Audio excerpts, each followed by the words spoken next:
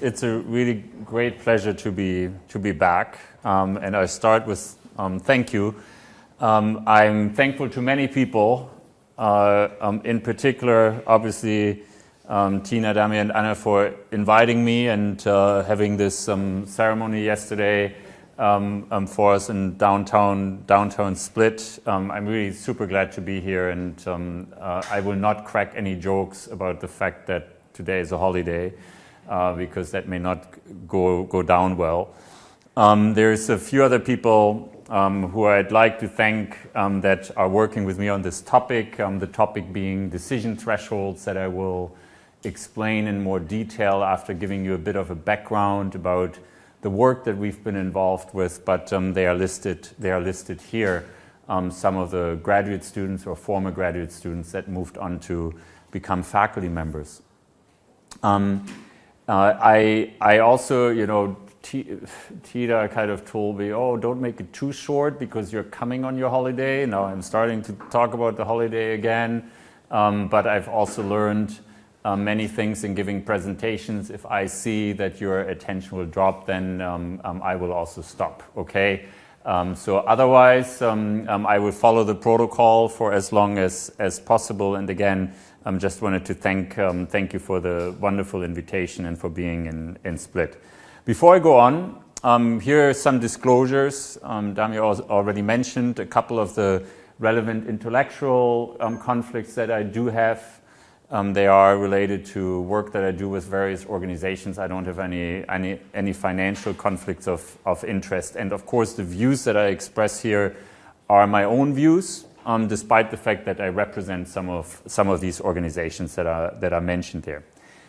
For today, the overview is as follows. I'm going to give you some background about guidelines in general and evidence synthesis and why I think it's so important. I can tell you by background, I'm an internist, so I see internal medicine patients, but I also work in preventive medicine, and I did a doctoral thesis in respiratory physiology and then a postdoc in molecular biology. And I'm telling you all of this because you may ask why I ended up in this field, and that is because I couldn't decide. And at the end of the day, I realized guidelines really include all of that, and that's why I'm so fascinated with that particular field. You need to know a little bit about all these things happening, including some basic science, obviously, when you think about mechanisms and how they might support certain conclusions that you draw. So I give you that background. I will talk about decision thresholds in particular because I think it's the hot topic in the field of guideline development, or a hot topic to come, and explain that a little bit, and in particular explain this around the fact how decision thresholds influence evidence assessment, decision making, and research.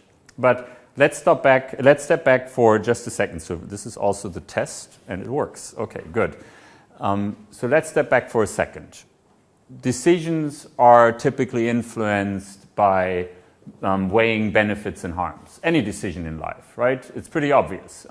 There's always going to be a downside, unless anybody here has some ideas of decisions where there's nothing involved that could be seen potentially as negative.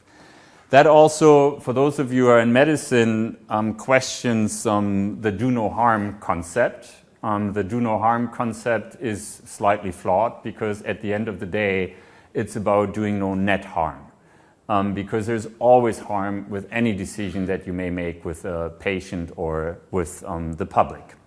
And because of that, there is always going to be a multitude of outcomes and endpoints that we are evaluating in this decision-making process. And guidelines are actually supposed to help with that. Guidelines are there to lay out what the evidence is. So evidence was mentioned already. What the evidence is that supports judgments about potential benefits and harms related to a specific intervention or a specific diagnostic test, or anything that you do with the public as well. Guidelines are typically based on evidence, but they always will require a degree of consensus. And that clarifies a big misnomer, which is consensus statements versus guidelines. Guidelines are also consensus statements because consensus is just a method to arrive at a conclusion. And so that is really, really important. It also clarifies the issue around expert opinion. Expert opinion is not evidence. Expert opinion is an interpretation of either good evidence or bad evidence, whatever the evidence actually is. And also just very quickly as background, so in the context of guidelines, what is actually a recommendation? So a recommendation in a guideline is the actionable statement that you would see. Actionable statement, I will show you an example in a second. Something that a guideline group does to inform a patient and a person with a lived condition. A guideline can contain one or more recommendations. I've developed guidelines. I've developed many guidelines in my life, literally many, let's say. We have developed guidelines that had a single recommendation. But guidelines can also include hundreds of recommendations depending on the topic and what is of interest. And they do address different types of topics, of course, narrow clinical topics to public health topics and policy. Here's an example that I typically use when I travel from a guideline recommendation that we made a little while ago. Oftentimes I travel for more than 4 hours and the question always comes up, should I do anything to prevent, for instance, having a blood clot in my leg? When I sit for a prolonged period of time, either in a train or in an airplane. And so a very specific recommendation would say, in long-distance travelers without risk factors, etc., here the ASH, the American Society of Hematology Guideline panel suggests not using compression stockings and so on. But of course, there are people who would do it if they have a specific value structure to which I will return. So just also in terms of the context of guidelines, there are people like me who've now spent a quite significant amount of time scientifically in the guideline field, and these people get together in the so-called Guidelines International Network to discuss science around guidelines. There's some, as I said, wealth of different things that need to be considered. The Guidelines International Network is the umbrella organization. We have about 100 organizational members globally, as well as many individual members. And we, again, try to move this field forward that you will see is not as straightforward. And I also am supposed to show you some pictures. So there's a board to that, the Guidelines International Network board that works, for instance, closely with various organizations, WHO being one member. But so what are the goals of guidelines? Then for a guideline user, guidelines are there to, as I just showed you with that particular example, to inform those who make decisions without really much effort for them to make, inform them to make the best possible decision based on the best possible evidence. For guideline developers, which is more the area that we are covering, although I also use guidelines in my practice, otherwise that would not be very credible, but for guideline developers, it is really about, as I say here, identify and use the best available evidence to make recommendations and make this process, as feasible and as transparent as possible. Transparency being a really big theme. And guidelines are actually have come a long way. So the first, I would say, evidence-based guidelines, using that term, is probably from the 70s, and it's coming from the Canadian Task Force for the Preventive Services. This was a guideline developed in response to seeing what preventive measures would actually work in a population and should be offered. And interesting read, what these folks, the group that produced the statement, came up with at that time was that they said, okay, if we provide recommendations, we should also tell people how good the underlying evidence is, because evidence is not equal to evidence, right? There's lots of distinctions, which I will go also into some detail about. And they developed this system, this rating system, where they said level 1 evidence is evidence obtained from at least one properly randomized controlled trial. Level 3 evidence, quite important, I like to point this out, opinions of respected authorities, comma, based on clinical experience, descriptive studies, or reports of expert committees. So it's not expert evidence that is actually the level of evidence, it's what it is based on, right? So quite important point. And they also came up with something else, and that was a way to rate classify the recommendations. So they made type A or C recommendations as examples based on the evidence that was available. And that was really the very first time that groups started thinking about levels of evidence, how good the evidence is, the very first time, at least in the context of guidelines.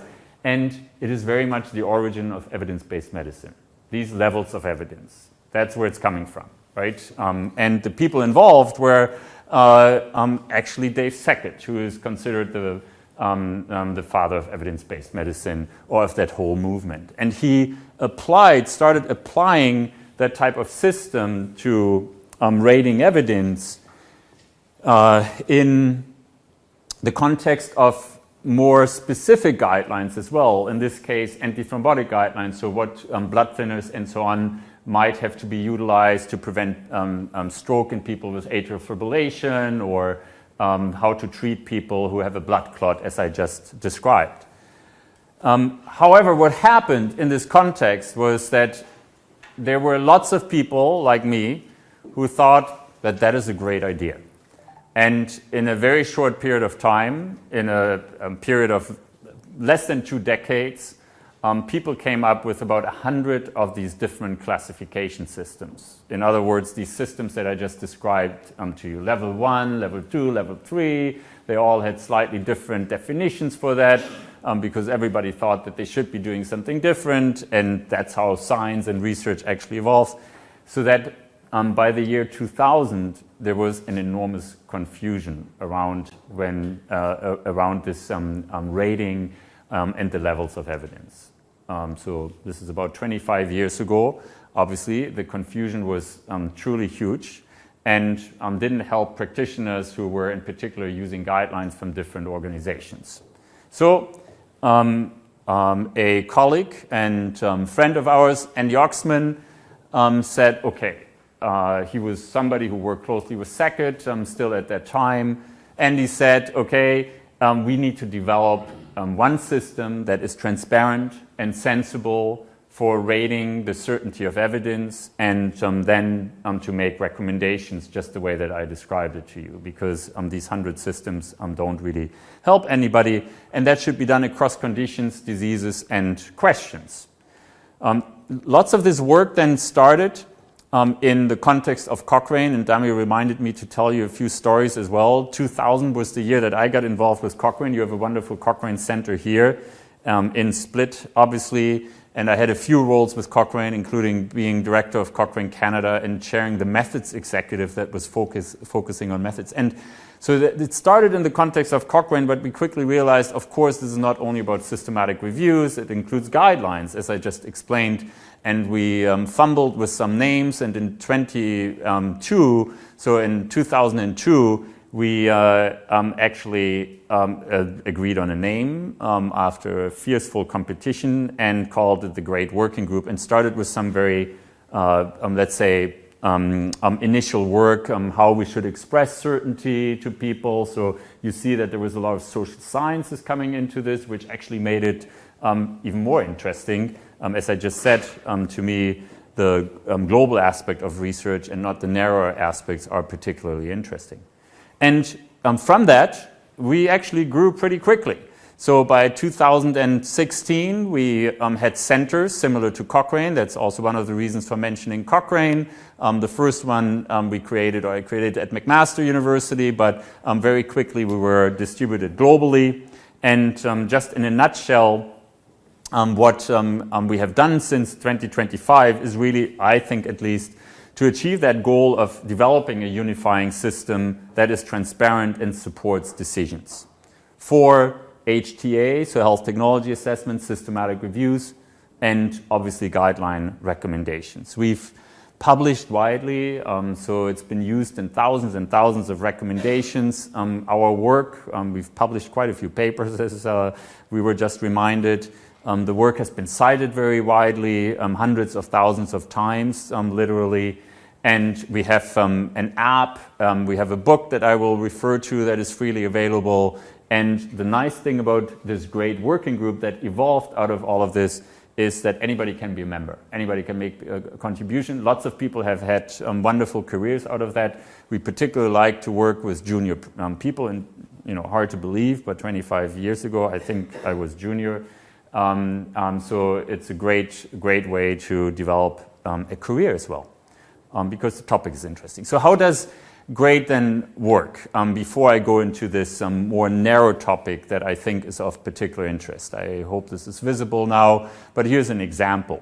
Here's an example from the American College of Physicians, a guideline on the use of GLP-1 inhibitors, a guideline for people with diabetes, and typically what happens is a guideline group makes a recommendation that can be a recommendation in favor of doing something or a recommendation against doing something, which is described here, for certain populations. And what we are expressing then is this level of evidence, as I explained a bit earlier, as part of the recommendation. So now we call it the certainty of evidence as opposed to the level of evidence in GRADE. So a recommendation is supported, similar to what Sackett and colleagues did, is supported by an assessment of how good the evidence is that supports that recommendation.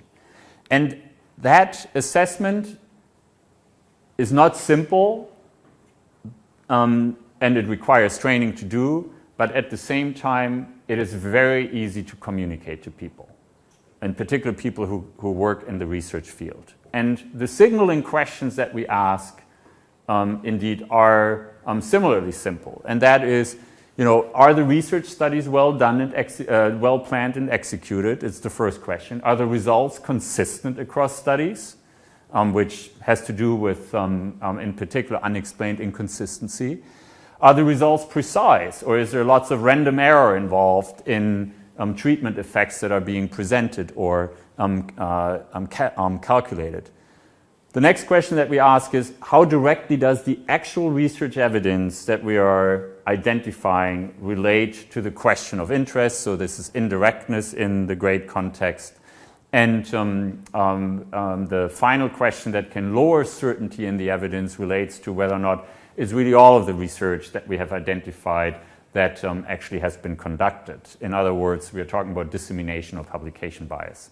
And then we have a few criteria that increase our certainty that in effect may go beyond a certain threshold. So you hear me say the word threshold again, that we apply to possibly increase the certainty in the evidence.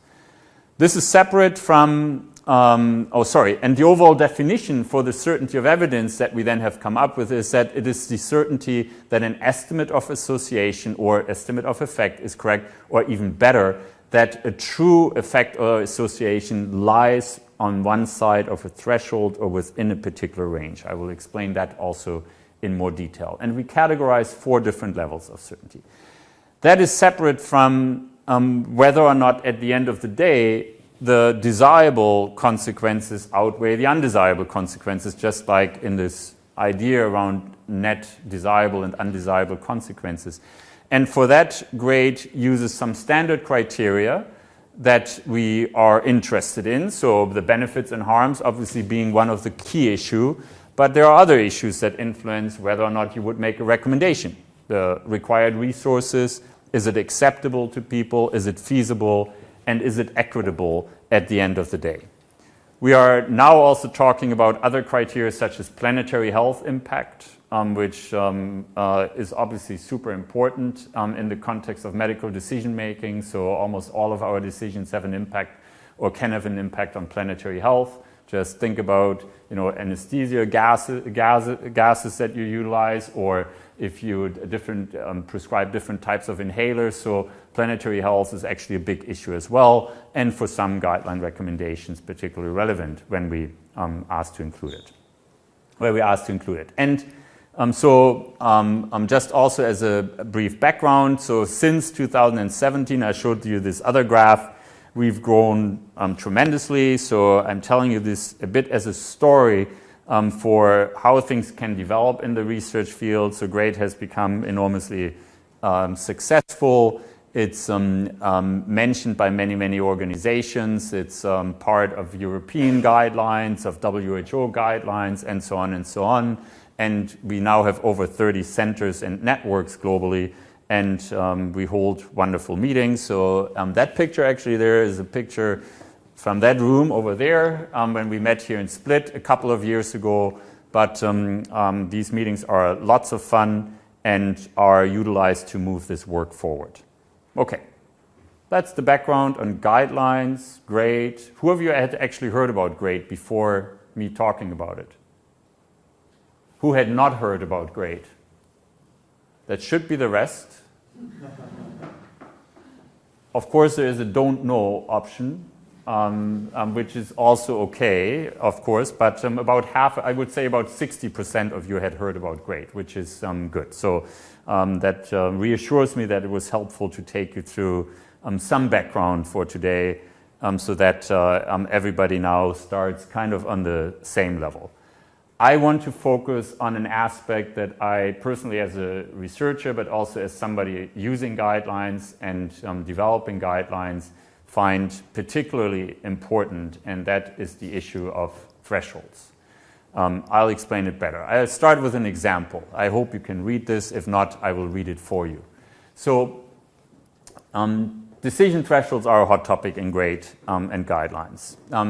Take an example. So again, intervention X for, let's say, prevention of premature death in people with diabetes mellitus.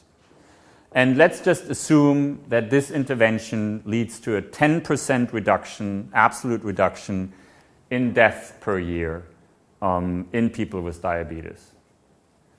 But at the same time, there is a 10% absolute risk increase over that same time period in adverse events. Okay, so everybody clear on this scenario? Pretty straightforward. You have an intervention, you administer it to people with diabetes, 10% increased risk in adverse events, and 10% reduction in death. Okay, good. So going back to one of my initial slides, that requires, obviously, if you were to make a statement, balancing the one outcome with the other outcome. Okay, makes sense? And it is not just straightforward looking at the two numbers, because if it's 10% increase and 10% decrease, if there wasn't something else, you would say, I don't know if that's a good intervention, right? Okay, so typically what we do is we assign a weight to the outcomes of interest, and that can be done implicitly or explicitly. Together, that weight, so the importance of the outcome, call it also the relative importance of the outcome, because it's always compared to something else. That weight, together with the absolute effect, makes out the effect size. Oftentimes, we confuse the effect size with just the risk difference, but in reality, we are always thinking about the context of weighing the actual outcome. So it's the risk difference multiplied by the value that we place, or the importance that we place on the outcome. And of course, in making any decision, you can use complex decision analytical modeling in order to arrive at a decision which is in particular relevant if you have multiple outcomes. But I can tell you it becomes very complex. The models are difficult to design, and most groups don't do that, in particular in the context of guidelines. So we do something that is a bit simpler. in a guideline context. We balance these desirable and undesirable health outcomes, such as the ones that I just described you, and do this in a semi-quantitative way. So I'll give you another quick example. So let's just assume that you have an intervention where the outcome is again death, and you have a 5% reduction in death, but at the same time you have a 5% increase. This is now the wrong slide. Let's just assume it's a 5% increase in a minor bleeding. Under those circumstances, given that minor bleeding would be much, much less important to people than dying, the benefits would be clearly better than the harms, and that is based on the fact that the value of death overall is lower than that of a minor bleed. In other words, the importance of death is higher than that of minor bleed, and what that means is that the decrease in the value of life, what we also call disutility, is higher with death. Okay, all right, that's pretty straightforward, I think. Any questions about that? Sure, yes.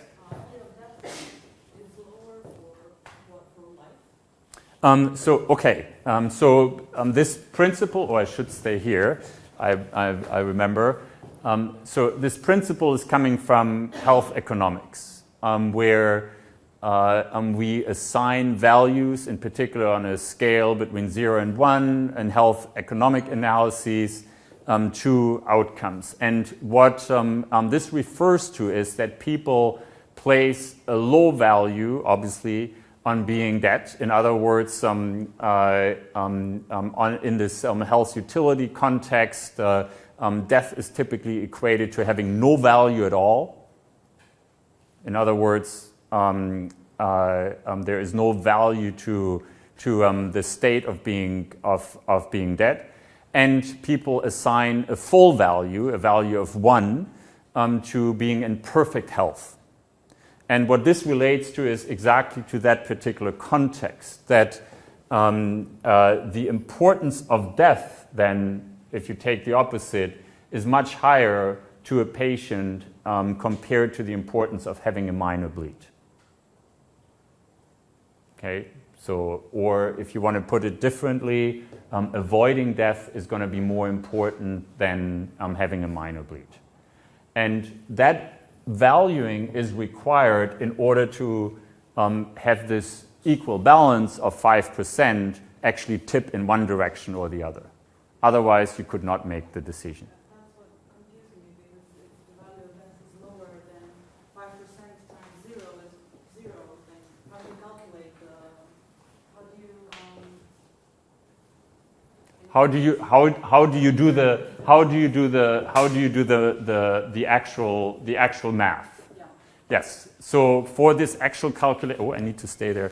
For this actual calculation, we typically use the disutility in order to make that clear, that comparison.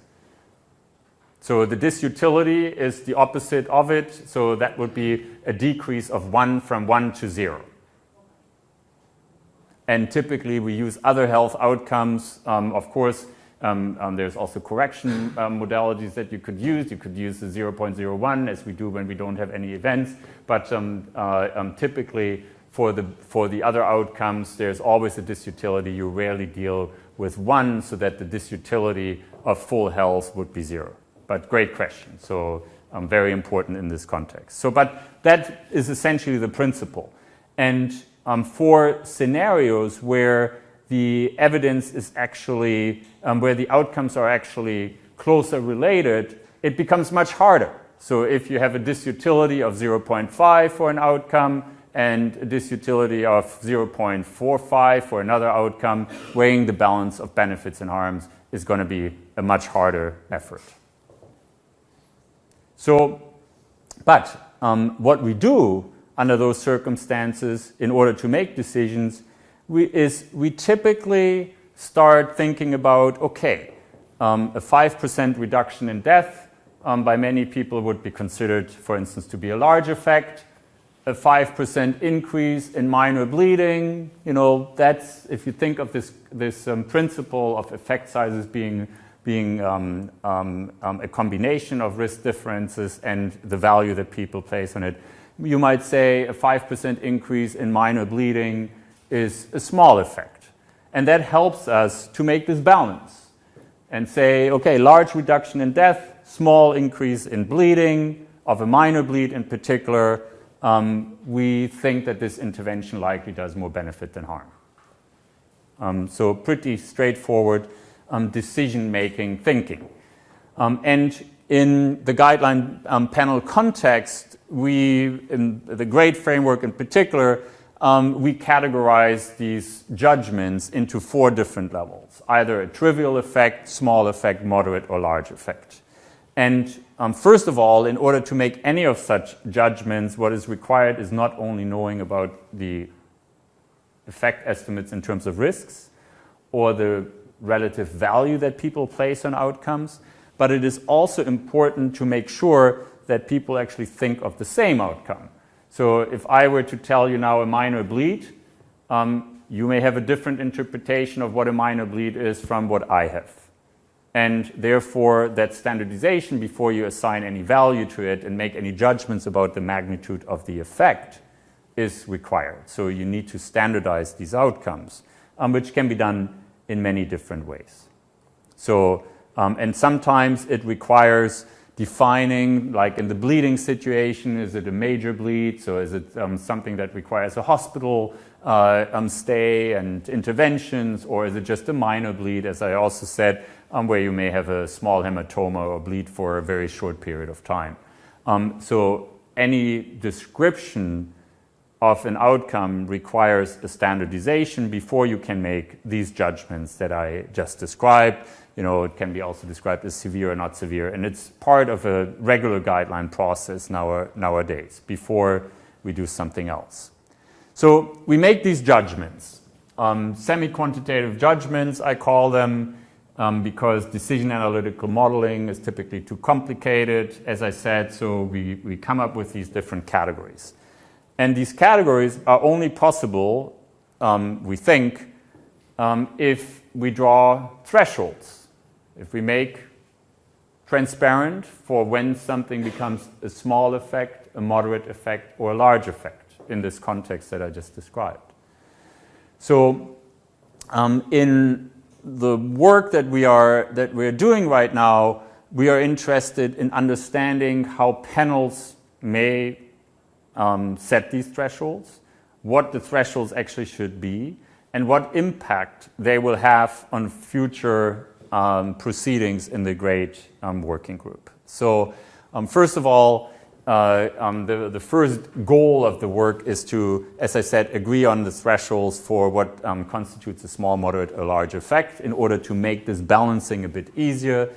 And the rationale for setting such thresholds is that it's best done ahead of time so that people can agree on these judgments as opposed to trying to look at the evidence first and then let your intellectual biases perhaps or other biases influence whether or not an effect is considered to be trivial, small, or large.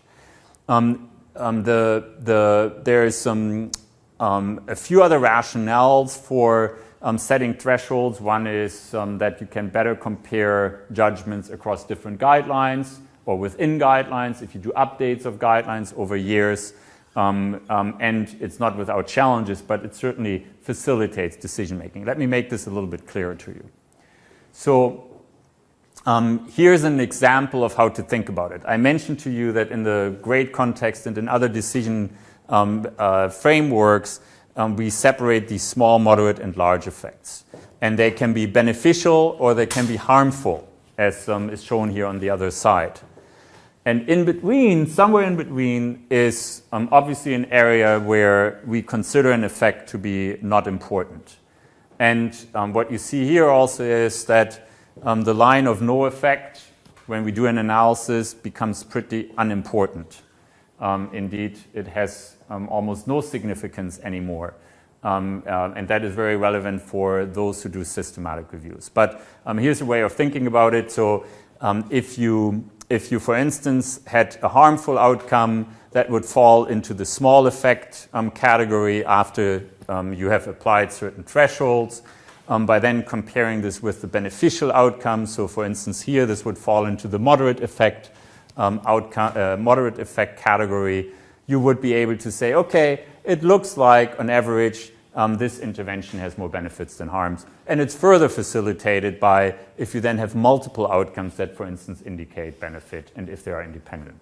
And that's one way of making decisions, and making decisions in particular in a transparent way. So in this context, we define these decision thresholds as reference values that guide judgments about both the size of the effect and what I will get to in a second, the associated certainty, because setting thresholds also has an impact on how certain we can be in the evidence, which I, as I said, will explain. So the rationale for, I think, for decision thresholds is typically that of making decisions or facilitating decisions, but it solves also these other situations. So just again, so here an example very quickly. You have a 5%, for instance, reduction in severe pain, but you have a 5% increase in a severe temporary side effect. Depending on where you draw the thresholds, you may be able, without just thinking about the numbers of 5%, by using the values and setting thresholds to say, okay, the benefits may outweigh the harms. And what is very important in this context is that the thresholds are totally influenced by where you set the value for the actual outcome, right? Otherwise, they would be the same for death and for any other outcome. And that setting these thresholds ahead of time allows you to value the benefits and harms. Okay, the question then is, when and how should this be done? We think, although not everybody agrees, it's not a good idea, as I said before, to first look at the evidence and then say where your thresholds are, because then that may influence if you work in this field, et cetera, et cetera. So it should be done a priori. Post hoc is probably a bad idea. There will be variation across guidelines and within guidelines if we don't do it explicitly, as I just said, and if we don't do it ahead of time. This can facilitate decision-making by panels. And what we've done is we've started to derive empirical values based on population samples for where people might actually set these thresholds, which can help systematic review and evidence synthesis authors to actually make these type of interpretations that I will get to. Again, it should be done and agreed on before a rating is done. So first, a few other issues around that. When we work with guideline panels, it's really complicated. Most groups say, well, what is the right approach for doing this? Should we just use consensus? Should we do population surveys and so on? I would say there is no right or wrong. It is definitely a difficult task, but the importance is that when you choose an approach that you are transparent about it. And at the end of the day, the experience with guideline panels is that they want to be the decision maker at the end. In terms of where these thresholds are set, and we think it's probably best that it stays with them, but in particular under those circumstances, if they don't use empirically derived thresholds, they need to be set before they look at the evidence. Okay, I'll give you a couple more hints about how they are particularly helpful. So I want to talk for a few minutes about the certainty of the evidence. I mentioned already that this has to do with the confidence that an effect is true or falls within a particular range. The decision thresholds are helpful to determine these ranges. So in other words, a specific range of interest for an effect may be that you think I want to rate my certainty in the fact that an effect is at least moderate in size. So I've given you all the background how you can arrive at what might be a moderate effect. And so that may be one task that you have in grade. So under those circumstances, your target for rating the certainty in an intervention effect, as I said, maybe, for instance, that you have moderate benefit. And individual studies may then end up to yield, based, for instance, on a meta-analysis, an effect that indeed is moderate. And you can now rate on the basis of this overall estimate of the effect how certain you would be in this estimate. And I want to reiterate the point that the line of no effect under those circumstances becomes not relevant. It's the thresholds that actually start influencing whether or not you can be certain that the effect is at least moderate. And one way of conceptualizing this and why the thresholds are so particularly helpful is that if the target of your certainty rating is, for instance, moderate benefit, that if the effect was there, or there, you would be much, much less certain that the actual effect is moderate. And the thresholds help you to categorize the degree of difference from the actual effect size. And so with those considerations, rating certainty becomes much, much more straightforward. For those of you who are in the field, and this is a bit more advanced, we've now developed, based on that, a more simple approach and a more standardizable approach to rating that certainty. That begins with determining the number and the actual threshold where you set your target, such as a moderate effect, you evaluate the evidence, and then you decide whether or not you use these grade criteria for rating down or up.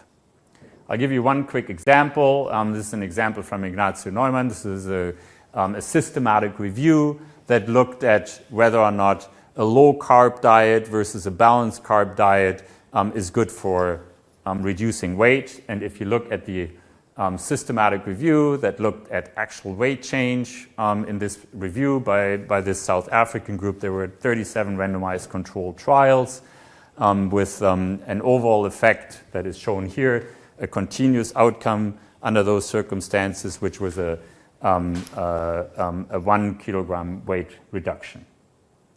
And so lo and behold, if you do set thresholds, in this case, let's say hypothetical thresholds for a small effect, moderate effect, and large effect, you can start thinking about where, first of all, your target of the certainty rating which in the target of the certainty rating is, which in this case would be, this indication, I rate my certainty that there is no important effect.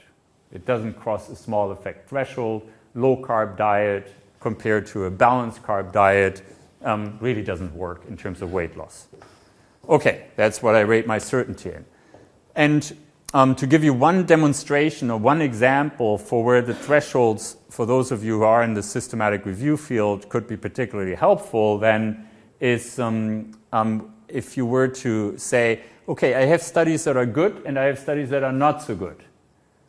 How are the studies that are not so good different from the studies that are better? And so these type of the threshold approach is helpful for deciding whether or not studies that are not so good, in other words, high risk of bias, and studies that are low risk of bias, truly differ.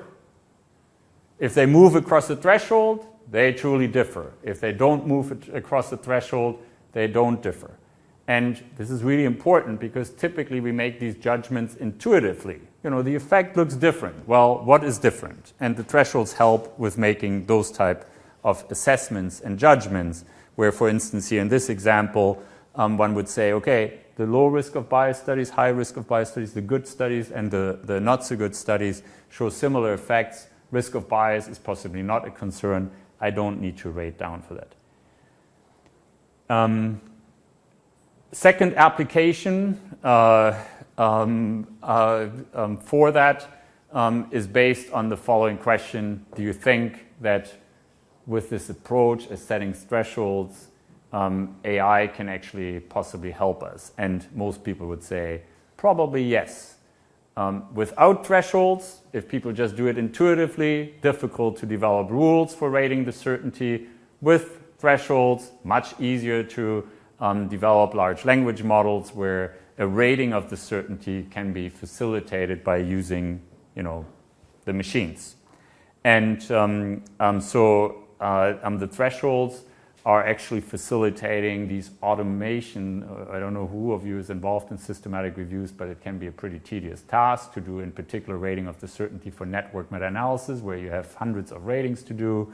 Those type of algorithms can support at least initial judgments, and they are largely facilitated by providing the machine with the thresholds for particular judgments. So second big application.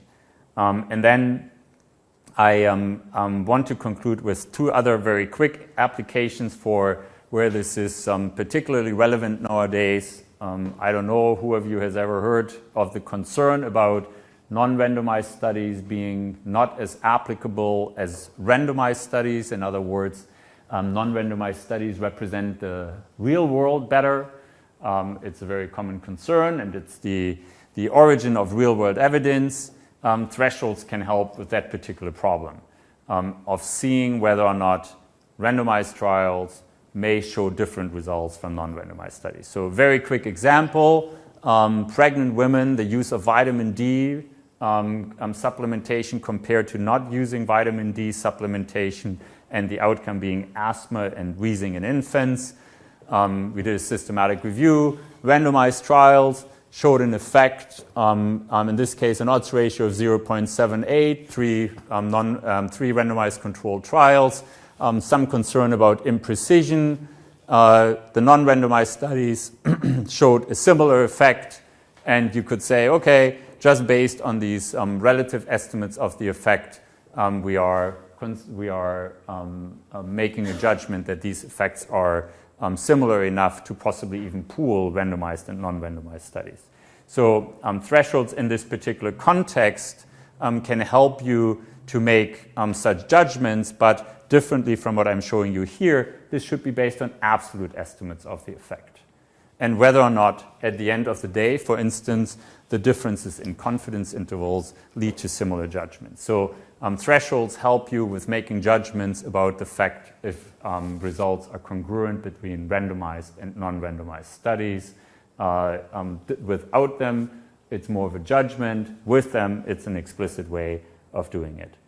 And finally, for those of you interested in research design, thresholds will have an impact on sample size calculations. So think of sample size calculations right now. Typically, we use a zero effect, oftentimes a relative risk of 1 to make sample size calculations by assuming that there may be a particular effect, and then we calculate what sample size might be required based on assumptions around the confidence interval around it.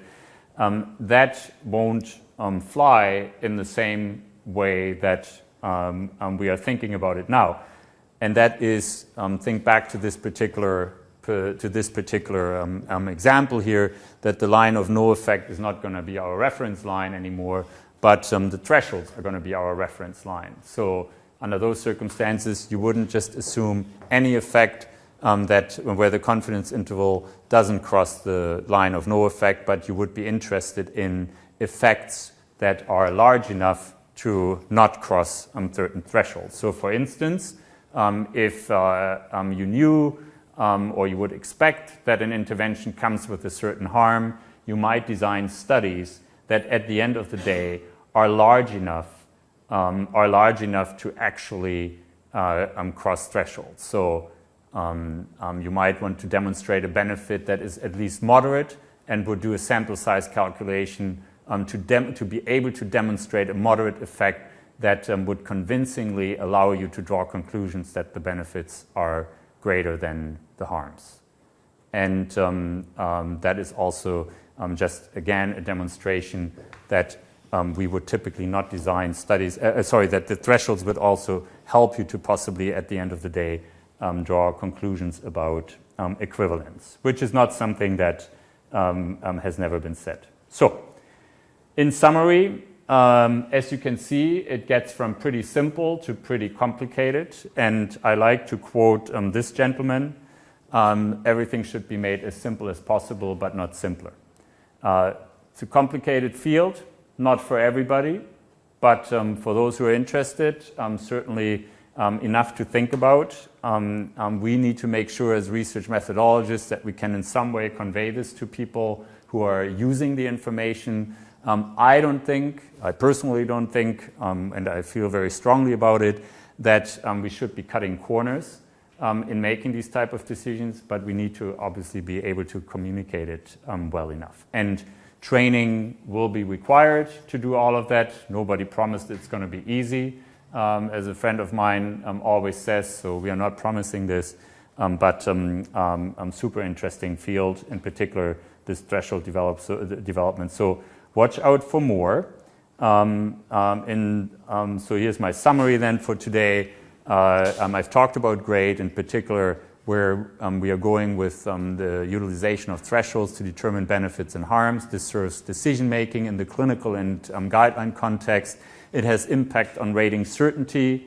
I just gave you one example, for instance, the boundaries for making sensitivity analysis for risk of bias. It will serve us to automate some judgments about the benefits and harms.